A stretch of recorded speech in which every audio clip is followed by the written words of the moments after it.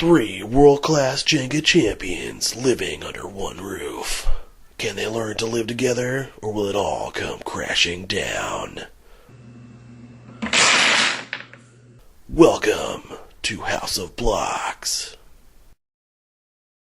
Hi, I'm Mark Chasten. I've been the national Jenga champ for the last 3 years running, 2010 to 2013. Before that, I was amateur champion for 3 consecutive years.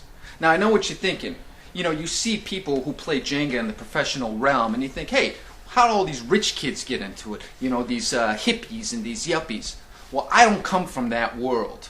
No, I come from a little bit of a hardline world, and the fact is that my ability to play Jenga was my ability to overcome a personal tragedy that I experienced as a small child. A tragedy so enormous that it would crush the souls of greater men than I. But no, I overcame it.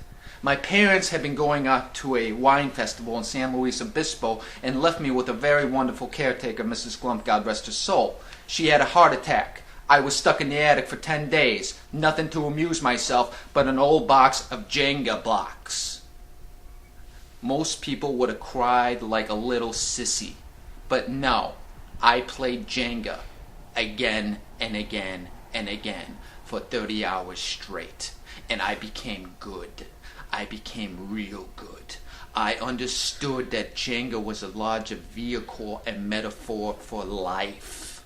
See, life puts all this pressure on top of you. It keeps on hurling blocks. Sometimes they're cinder blocks, sometimes they're roadblocks, sometimes they're, just blocks. And you gotta stick out a little block and put it on top and still be strong at the bottom and not let it crush you. So needless to say, I turned my personal tragedy into a way of making myself more. I went outside. I started playing Jenga more. I started playing at the YMCA. I started playing at the USO. I started playing at the VFW. And again, I was beating people twice, 3 times my age. People with longer fingers, better depth perception. All the little things that you don't think about Jenga, but I had the mental wherewithal and toughness of a 10-year-old kid crying his eyes out because another Jenga tower crumbled while he's hoping mommy and daddy come home and find him. So, if you understand anything about Mark Chasten, it's this. He's in it to win it, and I ain't here to make friends.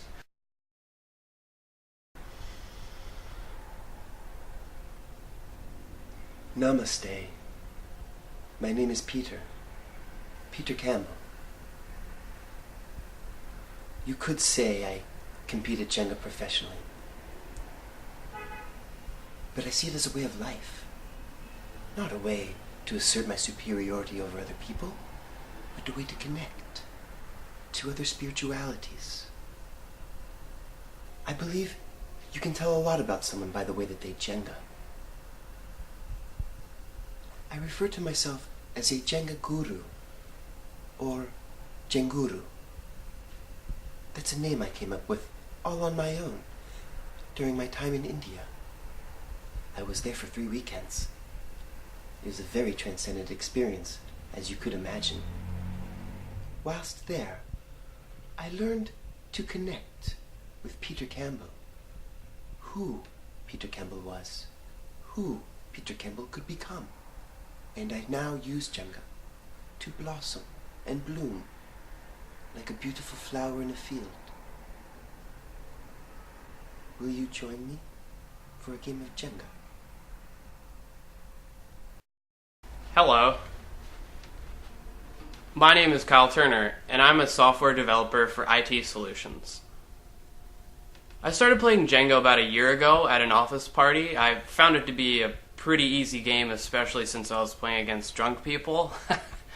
But I was amazed at how much complex math was involved. I like math. It's kind of my thing. I figured out an algorithm based on the linear spatial capacity of the blocks and applied it using quantum theory as it pertains to complex architecture. It's really all just child's play. It can be challenging living in a house with such strong personalities, but I think it'll be good for me. Builds character. Should I stop? Should I keep going? Next time on House of Blocks. Tensions rise as the competition heats up. Who took my underwear? Who the took my underwear?